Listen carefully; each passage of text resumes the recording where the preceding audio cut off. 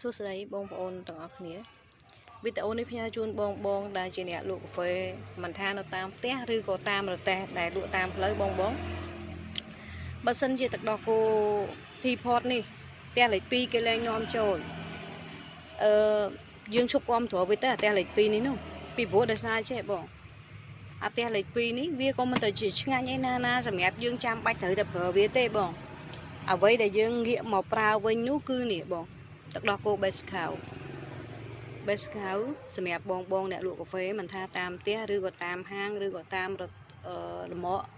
អាទិះអីដែលលក់តាមផ្លូវដូចខ្ញុំអីវិញក៏ខ្ញុំអ្នកលក់តាមផ្លូវដែរបងប៉ុន្តែកាលមុនខ្ញុំគិតថាចេះមិនដឹងថាដោះគោ Best Cow នេះវាជារបស់ខ្មែរប៉ុន្តែបងប្អូនមើលអានេះផលិតផលនៅក្នុងប្រទេសយើងបងមានលេខសម្គាល់84 884ចាអញ្ចឹងយើងឈប់គាំទ្រផលិតផលផ្ទះលេខ 2 ទៅយើងងាកមកប្រើអ្វីដែលជារបស់នៅក្នុងស្រុកយើងវិញហើយយើងមិនបាច់ព្រួយបារម្ភថាយើងនឹងខ្វះខាតទឹកដោះគោខាប់អីទេអានេះអត់មានមកអត់សំខាន់ទេបង